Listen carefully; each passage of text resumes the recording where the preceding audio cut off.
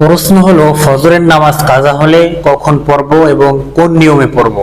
আসসালামু আলাইকুম প্রিয় দর্শক শ্রোতা, আমাদের সাথে এরকম অনেক সময় হয় যে আমরা ঘুমিয়ে থাকি, ফজরের সময় আমরা নামাজে উঠতে পারি না। তো আমরা উঠে দেখি যে ফজরের ওয়াক্ত নেই। তো আমাদের কাছে এই প্রশ্নটা অধিকাংশ সময় আসে। ধরতে গেলে দৈনিক এরকম একজন দুজন আমাদেরকে প্রশ্ন করে যে হুজুর, ফজরের নামাজ তো পড়তে পারি না, ঘুম থেকে উঠতে পারি না, তো সেক্ষেত্রে আমরা ফজর নামাজটা কোন টাইমে পড়বো, জোহরের সাথে মিলেই পড়বো নাকি কখন পড়বো। তো আজকে এই বিষয়ে কথা বলবো যে আপনি যদি ফজরের নামাজ না পড়তে পারেন, আপনি যদি ফজর নামাজ কাজা হয়ে যায়, তাহলে আপনি কোন সময় আদায় করবেন এবং কি নিয়মে আপনি ফজরের নামাজ আদায় করবেন।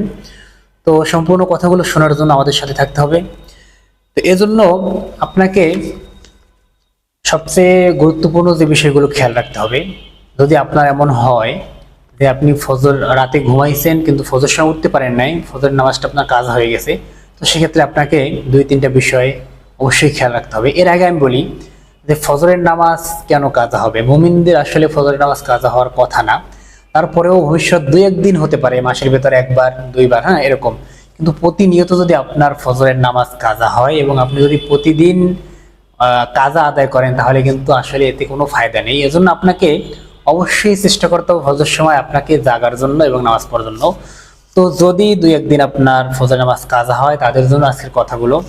এর জন্য আপনি যদি ফজরের নামাজ না পড়তে পারেন, আপনি ওইটা যদি দেখেন সকাল হয়ে গেছে, তাহলে সর্বপ্রথম আপনার এটাই করতে হবে, জাগ্রত হওয়ার সাথে সাথে আপনাকে ওযু করে ফজরের নামাজ আদায় করতে হবে।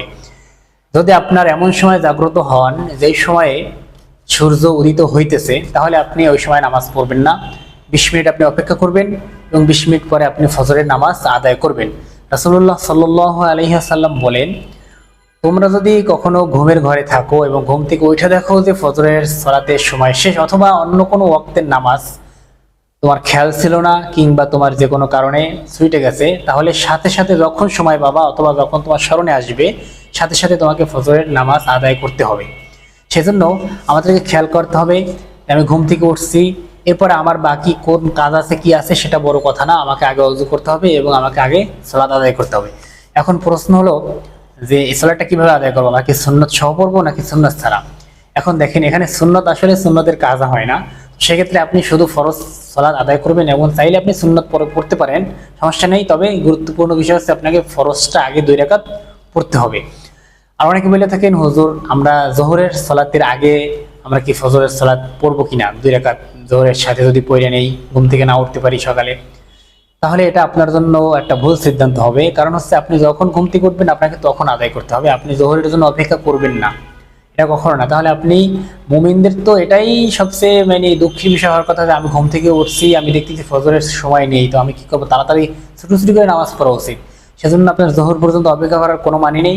এজন্য আপনাকে যখন উঠবেন, 12টায় উঠলে 12টায় পড়বেন, 9টায় উঠলে 9টায় পড়বেন, যখন ঘুম থেকে উঠবেন তখনই ফজরের সালাত আদায় করে নেবেন। এর জন্য আলাদা কোনো দোয়াও নেই, আলাদা কোনো নিয়ত নেই। তবে আপনি, আল্লাহ তো আপনাকে দেখতেছে, আপনি ফজর সময় উঠতে পারেন নাই, সেজন্য কাজা নামাজ আদায় করতেছেন, আল্লাহ চাইলে আপনার নামাজটা কবুল করে নিতে পারেন। সেজন্য আমাদেরকে চেষ্টা করতে হবে ফজরের সময় ওঠার জন্য। না উঠতে পারলে ভাইজান যখন উঠবেন তখন আপনি ফজরের 2 রাকাত সালাত আদায় করে নেবেন।